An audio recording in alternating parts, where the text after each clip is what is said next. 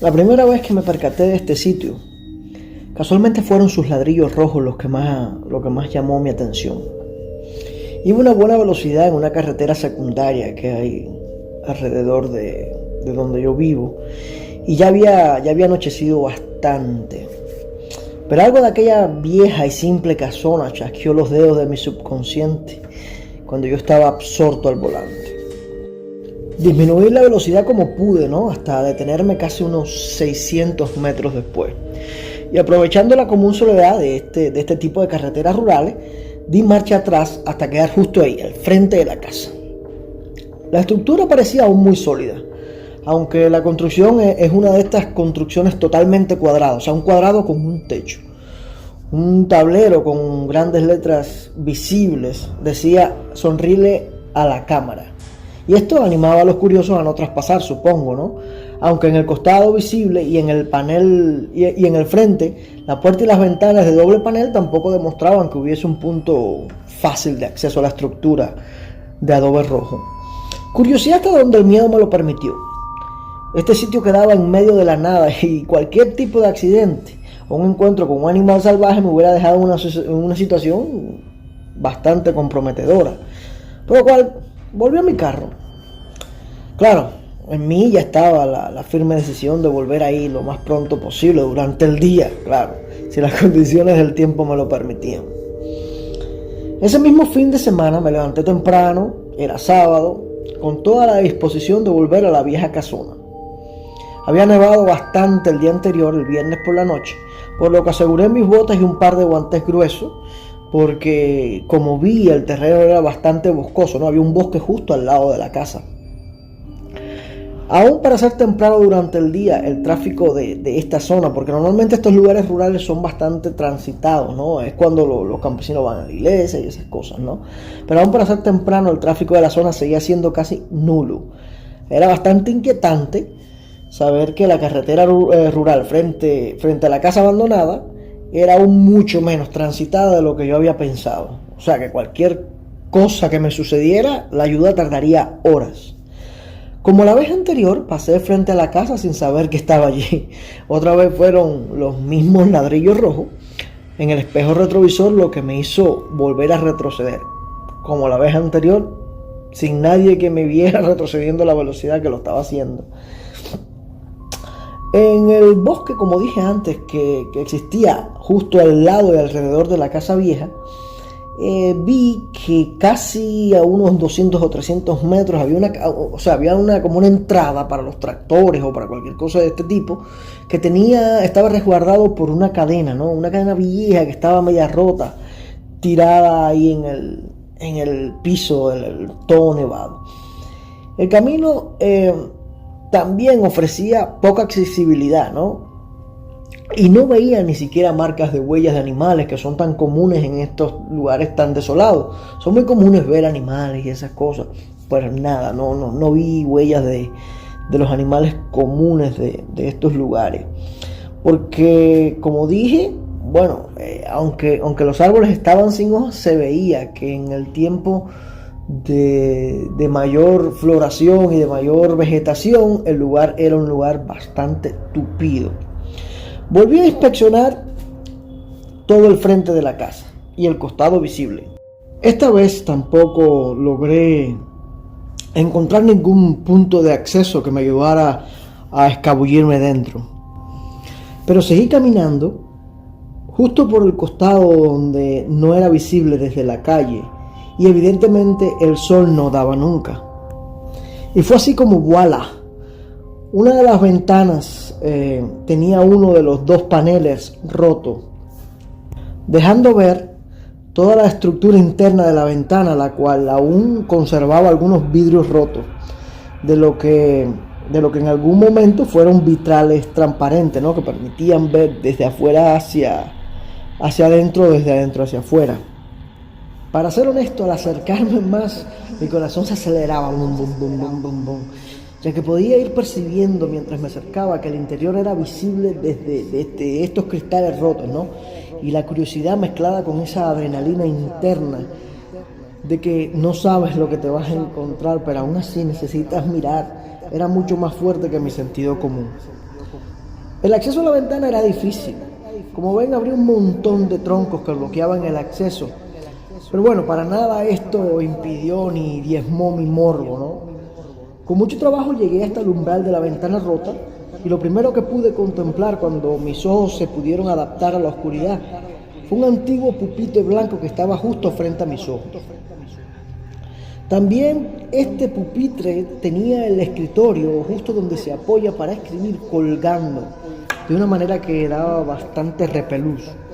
Yo traté de adaptarme, ¿no?, a la poca luz que había, y se hicieron más evidente que en el fondo de ese lugar había una pizarra. Además también se percibía un asiento balance, que por la pinta era tan antiguo como el pupitre blanco.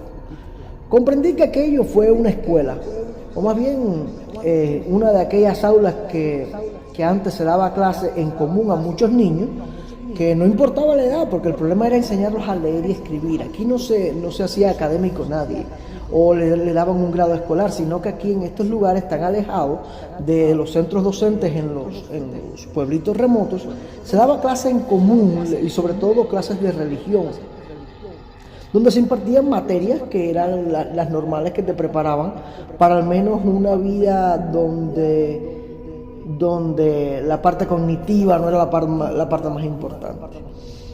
No quise entrar. Realmente todo el interés que yo había sentido se había ido con lo que estaba viendo, no era nada del otro mundo, ¿no? Lo que se veía no ofrecía ningún tipo de matiz que pudiera suscitar o alimentar esta curiosidad por lo desconocido. Pero bueno, al costado había un camino largo que se introducía en el bosque y esto me hizo sentirme excitado otra vez. Vamos a seguir investigando, un bosque. En el bosque habían bastante herrería, bastante cosas de los campesinos de antes tiradas en el medio del camino, ¿no? Pero muy aparte de esto, unas rústicas tablas que formaban como una especie de cabaña pequeña, como la casa de un perro, me hizo, decirme, otra cosa que mirar, ¿no? Y suscitó otra vez mi interés. Caminé el medio kilómetro que me separaba de esta cabaña, y notando algunos árboles caídos, pues noté que se trataba de los observatorios que los cazadores improvisan para que las presas no sepan que están ahí. Otra vez me sentí muy desilusionado. Ya no había más nada que reclamara mi atención y pudiera colmar el hambre de aventuras que yo traía desde mi casa. Por lo cual volví sobre mis pasos pensando, ¿qué haré el resto del día? Al pasar por el mismo costado donde se encontraba la ventana rota, oí ruidos que provenían desde dentro de la casa. Se oía como que algo pisaba fuerte en la tabla, en el entablado del piso viejo. Además se sentía un murmullo de una voz que, aunque era bastante difícil de determinar qué decía, era indudablemente humana.